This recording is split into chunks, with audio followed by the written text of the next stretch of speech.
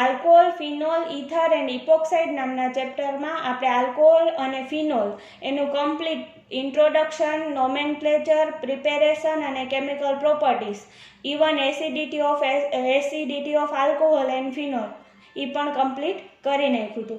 હવે આપણે આ લેક્ચરની અંદર શું કરવાનું છે તો કે આ લેક્ચરમાં આપણે જે આગલા લેક્ચરમાં ઇથરની પ્રિપેરેશન જોઈ હતી, સૌથી મોસ્ટ ઇમ્પોર્ટન્ટ કઈ હતી તો કે વિલિયમસન ઇથર સિન્થેસિસ. હવે વિલિયમસન ઇથર બધા પોર્શનમાંથી આ ચેપ્ટરમાં કેવી રીતે હોય તો કે આલ્કોહોલમાંથી એકાદ ક્વેશ્ચન હોય, ફિનોલ આલ્કોહોલ ફિનોલમાંથી હોય અને ઇથરમાંથી ને ઇપોક્સાઇડમાંથી. તો જનરલી ઇથરમાંથી પ્રિપેરેશન ઓફ ઇથર જ કેટલાય ઘણા વર્ષથી પૂછાય છે અને ક્યારેય કેમિકલ પ્રોપર્ટીઝ પૂછાતી નથી. પણ તો પણ જનરલ ક્યારેક જો કેમિકલ પ્રોપર્ટીઝ પૂછાણી હોય તો તમારે અહીંયા મેં તમને આપી છે એવી રીતે કેમિકલ પ્રોપર્ટીઝ લખવાની છે. તો કેમિકલ પ્રોપર્ટીઝ ઓફ ઇથરમાં ફર્સ્ટ કઈ છે તો કે cleavage of carbon oxygen bond. હવે એ તો ખબર જ છે કે ઇથર છે એ શેનાથી બનેલું છે તો કે ROR એનાથી બનેલું છે. તો આરમાં કાર્બન તો હશે જ, એ બોન્ડ બ્રેક થશે એનાથી જે થાય એ પ્રિપેરેશન. તો હવે તમે ક્લીવેજ ઓફ કાર્બન ઓક્સિજન બોન્ડમાં શું કહેવા માંગે છે આપણે જોઈએ.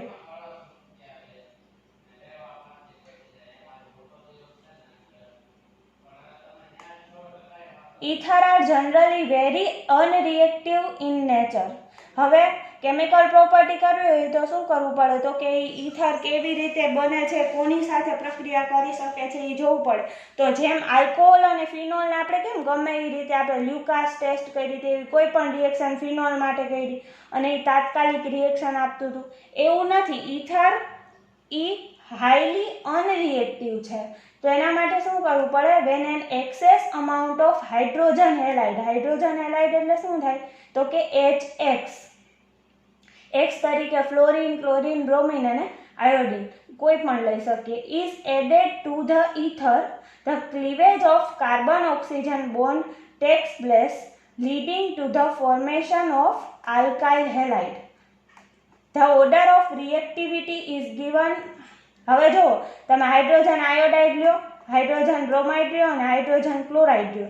તો સૌથી વધારે રિએક્ટિવ કોણ હશે તો કે હાઇડ્રોજન આયોડાઇડ સૌથી વધારે રિએક્ટિવ હશે અને સૌથી ઓછો રિએક્ટિવ કોણ હશે હાઇડ્રોજન ક્લોરાઇડ. અને તમને ખબર જ છે કે આપણે HF બહુ જનરલી હાઇડ્રોફ્લોરિક એસિડ બહુ જનરલી ઓછો યુઝમાં હંમેશા લઈએ છીએ.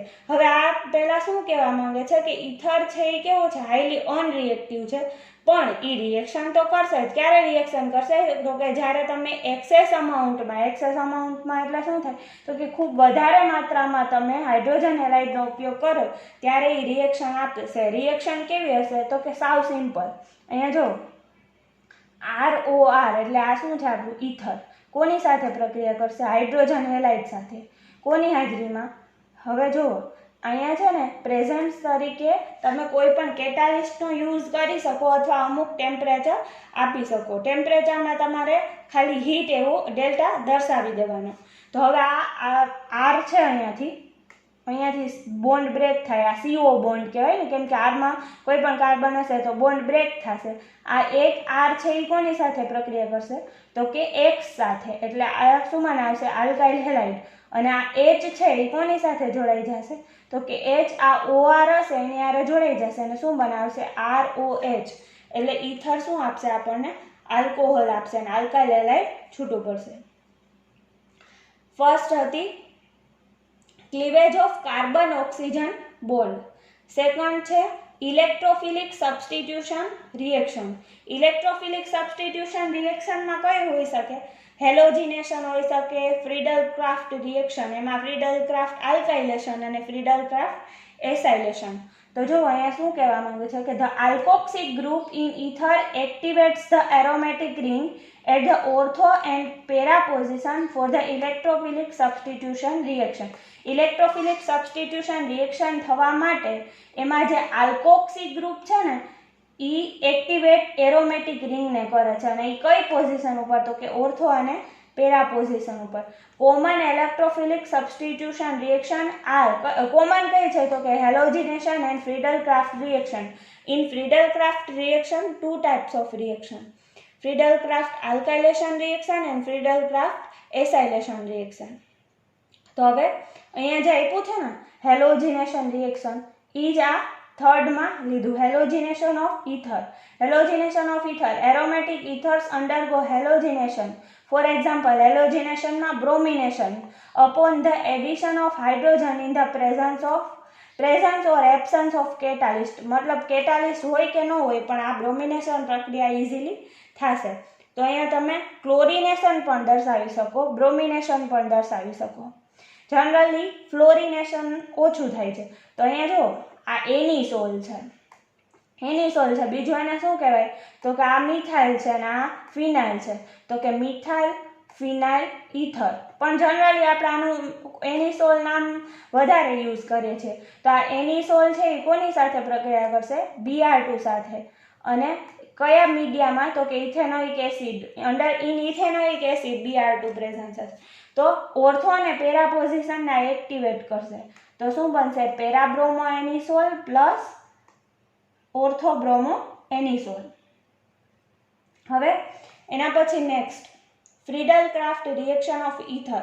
હવે ફ્રીડલ-ક્રાફ્ટમાં તમે આ રિએક્શન તો છેક 12મા ધોરણથી ભણતા આવો છો કે ફ્રીડલ-ક્રાફ્ટ રિએક્શન કેટલા ટાઈપની હોય છે તો કે ફ્રીડલ-ક્રાફ્ટ આલ્કાઇલેશન રિએક્શન હોય છે અને ફ્રીડલ-ક્રાફ્ટ એસાઇલેશન રિએક્શન હોય છે.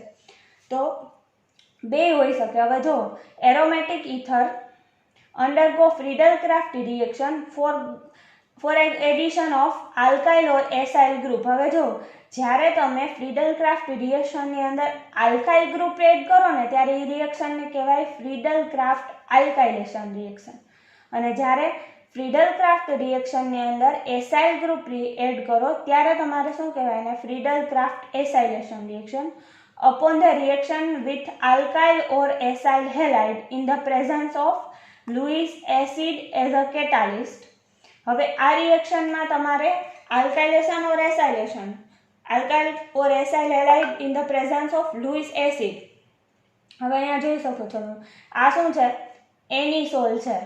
હવે આ શું એડ કર્યું?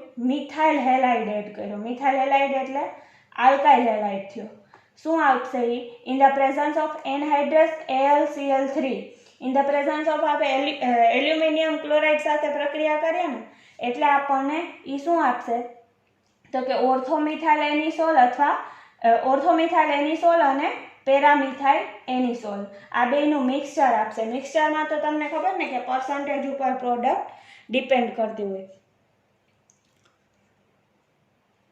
તો હવે આગળ આપણે જોઈએ કે જો ફ્રીડલ-ક્રાફ્ટ આલ્કાઇલેશનની બદલે આપણે ફ્રીડલ-ક્રાફ્ટ એસાઇલેશન રિએક્શન કરવાની હોય તો ફરક કેટલો પડશે? આટલો જ ખાલી કે અહીંયા જે આ CH3Cl છે ને એ કયું ગ્રુપ કહેવાય તો કે એને કહેવાય આલ્કાઇલ ગ્રુપ, આલ્કાઇલ હેલાઇડ. એની બદલે એસાઇલ ગ્રુપ લેવાનું. તો એસાઇલ ગ્રુપ કયું કહેવાય તો કે CH3COCl.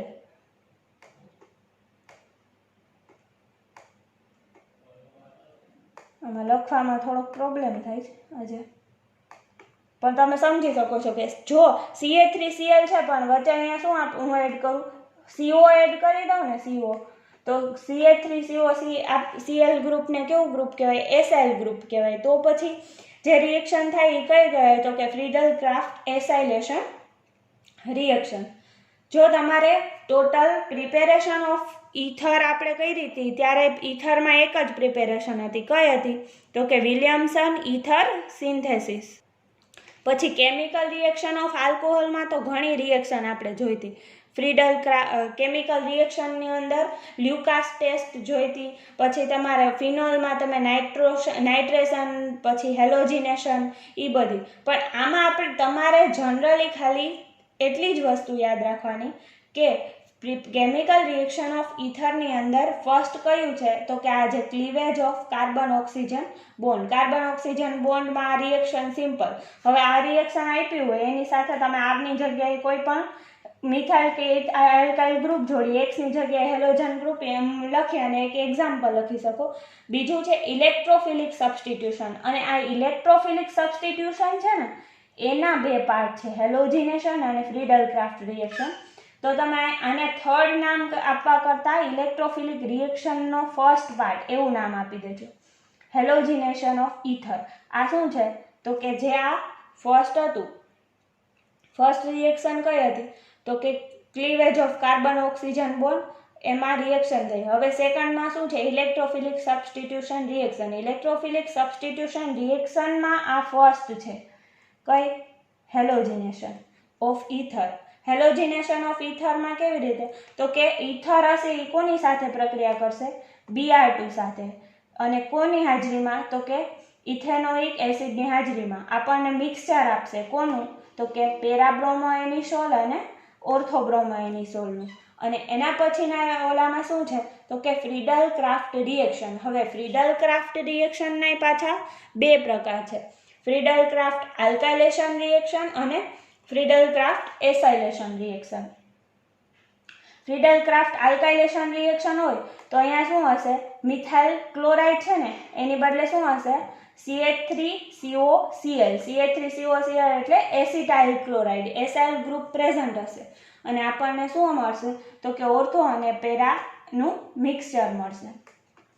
તો અત્યાર સુધીમાં આપણે જેટલું જોયું એ બધા મોસ્ટ કોમન અને મોસ્ટ આઈએમપી હતા. આલ્કોહોલ તો કે સૌથી વધારે આલ્કોહોલ, ફિનોલ અને ઇથર, એમાંથી તમને નોમેનક્લેચર આવે છે. એના પછી આપણે શું જોયું તો કે આલ્કોહોલનું ઇન્ટ્રોડક્શન, એનું નોમેનક્લેચર, એની પ્રિપેરેશન. એવી રીતે ફિનોલ, એનું ઇન્ટ્રોડક્શન, એનું નોમેનક્લેચર અને એની પ્રિપેરેશન પ્લસ એની કેમિકલ રિએક્શન. એના પછી ઇથર, તો તમારે આલ્કોહોલ માટેની પ્રિપેરેશન, ફિનોલ માટેની બે પ્રિપેરેશન, ડાઉ પ્રોસેસ અને ક્યુમિન પ્રોસેસ, અને ઇથર માટે વિલિયમસન ઇથર સિન્થેસિસ. આ મોસ્ટ આઈએમપી ક્વેશ્ચન છે ને, દર વખતે આ ત્રણમાંથી કોઈ પણ એક ક્વેશ્ચન પૂછાય જ છે. એના પછી કેમિકલ રિએક્શનમાં સૌથી વધારે ફિનોલની ઇમ્પોર્ટન્ટ છે, અને આલ્કોહોલમાં લ્યુકાસ ટેસ્ટ છે. ફિનોલમાં જે છે તમારે કેમિકલ રિએક્શન નાઇટ્રેશન છે, અને એના માટે હેલોજિનેશન એ સૌથી વધારે ઇમ્પોર્ટન્ટ છે. અને એના પછી આ ઇથર, તો ઇથરની જનરલી કેમિકલ રિએક્શન ક્યારેય પૂછાતી નથી, પણ તમારે થોડોક અંદાજો આવી જાય કે હેલોજિનેશન, બ્રોમિનેશન અને ક્લોરિનેશનને તમે જુદું પણ કરી શકો. હવેના લેક્ચરમાં આપણે એક ઇપોક્સાઇડ બાકી રહ્યું છે, અને ઇપોક્સાઇડ પૂરું થશે એટલે આપણું ચેપ્ટર અહીંયા પૂરું થશે.